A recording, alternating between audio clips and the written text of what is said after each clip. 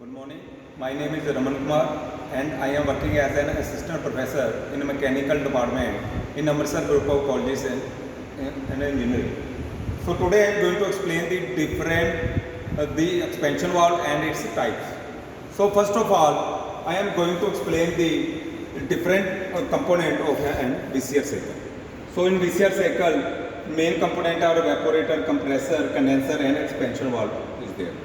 So what is the function of compressor? It will take the low pressure and low temperature vapor refrigerant from the evaporator and compress it to high pressure and high temperature. When it will passing through the condenser, then it will leaving the latent heat to the surrounding.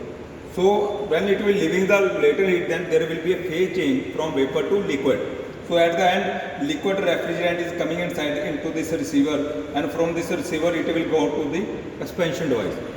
So the main function of the expansion device is to reduce the pressure and temperature of the liquid refrigerant. So it will flow the refrigerant, metering the refrigerant to flow through the this expansion device from condenser to the evaporator. So the main function of the evaporator to reduce the temperature and pressure. Okay, so look at here in this diagram, the liquid refrigerant which is coming from the condenser. So look at here, after passing through strainer, then it will passing through this expansion device. So this expansion device, look at here, is known as capillary tube.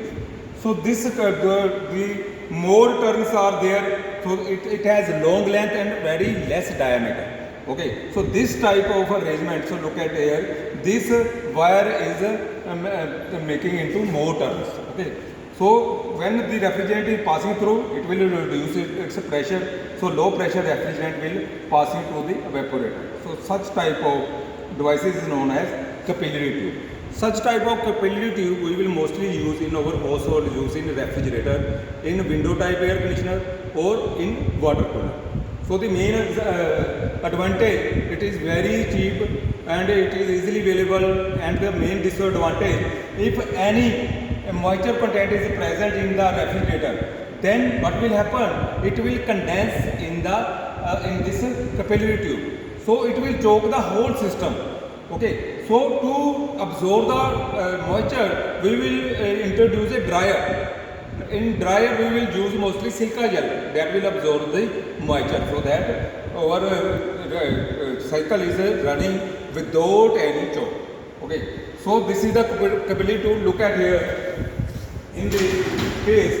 Look at here. This is your capillary tube. Look at here. This is your capillary tube of more turn and very small diameter. So this is the capillary tube. So the after condenser, then your refrigerant, liquid refrigerant is coming inside into this expansion valve. From expansion valve, it will go inside the evaporator. So next one is our automatic expansion valve. So we have different type of expansion valve. Number one, we have capillary tube. Number two, we have automatic expansion valve. Number three, we have thermostatic expansion valve. Number four, we have hand operated expansion valve. Number five, we have low side and high side float valve. Okay, so next is our automatic type expansion valve. So look at here in this figure, automatic expansion valve. This is the diaphragm. This is the inlet of the refrigerant from the condenser, and this is the outlet of the refrigerant to the evaporator. And this is the arrangement of the needle and C type of valve. Okay, so look at, I am going to explain this with the help of this diagram. So look at here in this diagram, the refrigerant from the condenser is coming inside through this liquid refrigerant is coming inside into this automatic expansion valve. So different part is already given. This is the adjusting screw, and this is the spring, and this is the evaporator. Okay, the refrigerant is going to the evaporator. So two opposite pressure is acting on this diaphragm. One is the spring pressure from upper side, and another from lower to upper side from the evaporator. So this is the evaporator pressure which is acting vertically upward. Okay, so what is the function? So this means two pressure is acting vertically in opposite direction. So when there is any variation load, suppose I have set this expansion valve up to 5 bar. When I will adjust this screw up to 1.5 bar, suppose the pressure inside the evaporator is going to decrease. When the pressure in the evaporator is going to decrease, then what will happen? The spring pressure will be more, then it will push the needle valve to the downward side, and this valve will be open, and the liquid refrigerant will be enter from lower side, and it will go to the evaporator. Okay, then when evaporator pressure will be more, then it will put more pressure on this diaphragm and lift this diaphragm, and when it will lift the diaphragm up, then it will close this needle valve. Okay, so this is all about the working of this automatic type expansion valve. Next we have this thermostatic expansion valve. Look at here, there is one filler bulb, one diaphragm is there, and this is the spring, and this is the inlet of the refrigerant, and this is the outlet to the evaporator. Okay, so in this case three pressure is acting. One pressure is acting from the upper side through this filler bulb, and two more pressure is acting vertically upward on this diaphragm. One is spring pressure and another one is your the pressure which is inside the evaporator. Okay, so when the pressure inside the evaporator is more, okay, then what will happen? It will give itself heat to this filler bulb in which same refrigerant is present, and when it will get the heat at the outlet of this evaporator, then it will get evaporated, then it will put more pressure on this diaphragm.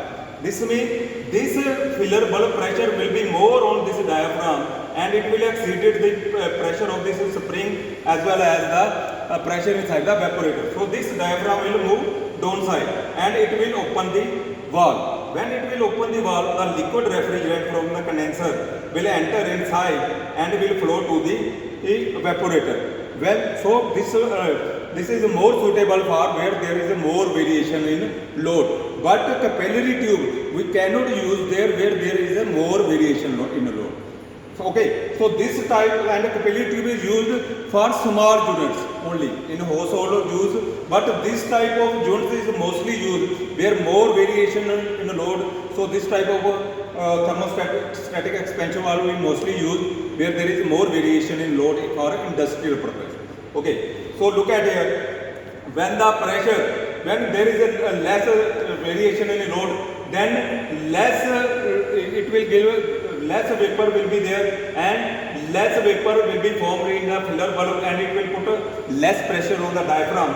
So less needle valve will be open, and only lesser liquid refrigerant will flow through this evaporator. Okay, so it is mostly depend upon the load. If load is more, then it will convert the refrigerant into full vaporized condition. Then filler bulb, which is also contain the same refrigerant, is also converted into vapor. Then it will put a more pressure. Then this valve is fully open. Then more refrigerant will flow through this expansion valve. So this type of expansion valve is mostly used in flooded type evaporator and dry expansion type evaporators.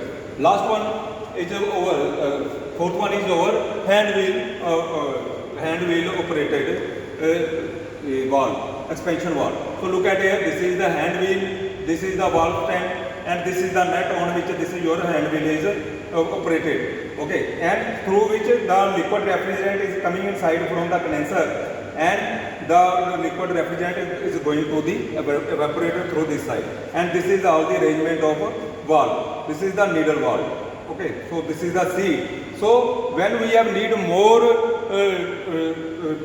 refrigerant to flow through the evaporator, we will just turn off this valve with the help of hand. Okay, when we have need less refrigerant to flow inside the evaporator, then we will just somewhat close this valve. So less refrigerant will flow to the evaporator. So last one is our float valve. So look at here, we have two types of float valve. One is low side float valve and another one is our high side float valve. High side float valve is mostly placed between condenser and evaporator, and low side is already placed on the lower side of in the VCR cycle. So in the high side float valve, this is the arrangement of this is the chamber in which float is there. When this float will come downside, this valve will be open and more refrigerant flow to the condenser and it will fill this position. And when this position will be filled, then this float valve will coming upside and it will close this float valve and no more refrigerant will coming inside. So this is mostly operated where there is a more variation in the load. Okay, and low side float valve is mostly placed on the lower pressure side of the VCR cycle. So look at here, in this case the refrigerant is coming from the evaporator condenser, and when this valve float valve is downside and it will open this valve, then more refrigerant will flow inside this into this chamber. Okay, and this is already attached to the evaporator.